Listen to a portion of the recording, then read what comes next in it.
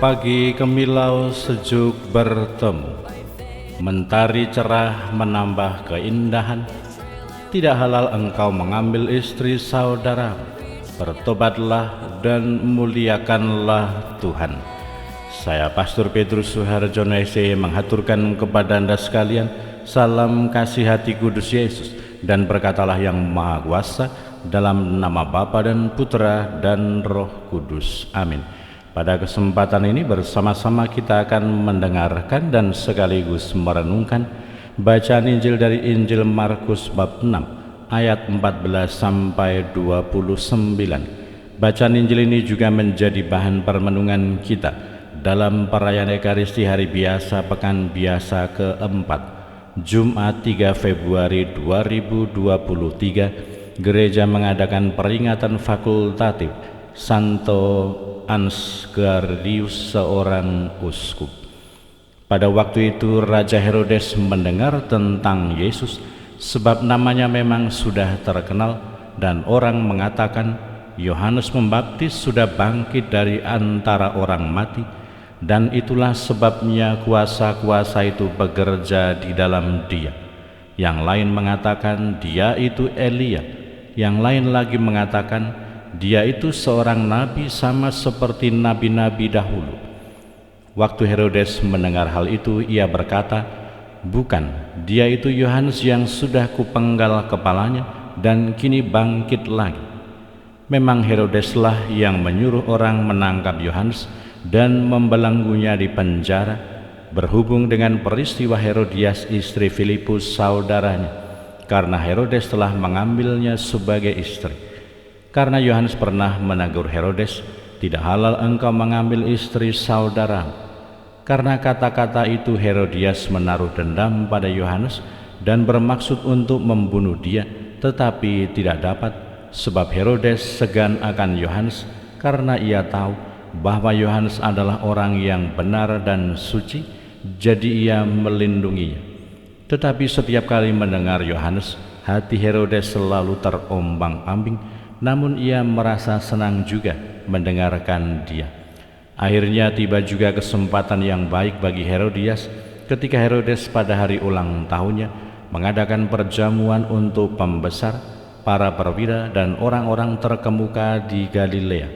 Pada waktu itu putri Herodias tampil lalu menari, dan ia menyukakan hati Herodes dan tamu-tamunya.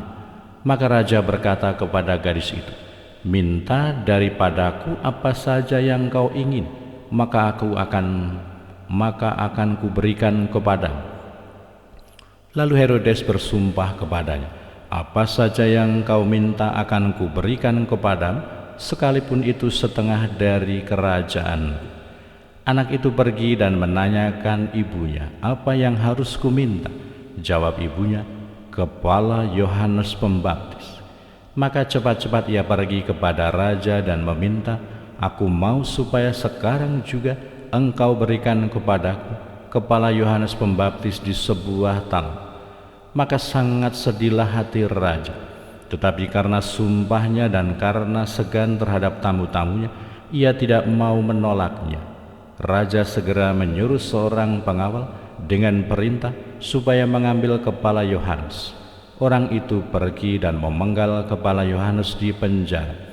Ia membawa kepala itu di sebuah talam dan memberikannya kepada gadis itu, dan gadis itu pula kepada ibunya. Ketika murid-murid Yohanes mendengar hal itu, mereka datang dan mengambil mayatnya lalu membaringkannya dalam kuburan. Demikianlah sabda Tuhan. Terpujilah Kristus. I worship you with all my soul. I offer you my all in all. I worship you with all my heart. I walk by faith. Saudara-saudari yang terkasih, selamat pagi. Bagaimana kabar Anda hari ini? Semoga selalu sehat, berbahagia, bergembira, bersukacita luar biasa, dan senantiasa merasakan kasih dan penyertaan Tuhan di hari yang baru ini. Nasihat yang kiranya perlu menjadi inspirasi dan perhatian bagi kita ialah semoga kita mampu bersikap bijaksana, berhati-hati dengan keputusan kita, berhati-hati dengan sumpah dan janji-janji kita, supaya kita tidak dihadapkan pada situasi yang membelenggu kita, sehingga kita tidak berdaya untuk beralih dari sesuatu yang keliru kepada yang benar. Kita di dalam kehidupan ini telah mengucapkan janji-janji baptis kita. Kita telah mengucapkan apa yang menjadi komitmen dan juga niat kita untuk mengikuti Tuhan. Maka semoga kita menjaga pikiran kita, menjaga hati kita, menjaga pola hidup kita, supaya kita senantiasa ada dalam koridor dan jalan Tuhan, sehingga kita tidak tersesat, sehingga kita tidak salah jalan, kita tidak salah memilih, kita tidak salah mengambil keputusan.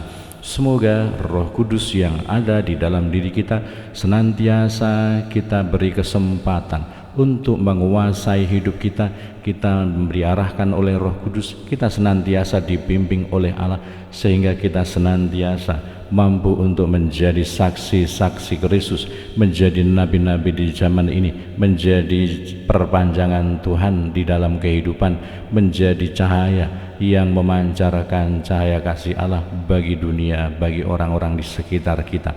Berkatalah yang Maha Kuasa dalam nama Bapa dan Putera dan Roh Kudus. Amin. By faith I walk with you till I reach the other shore. I walk by faith, I walk with you.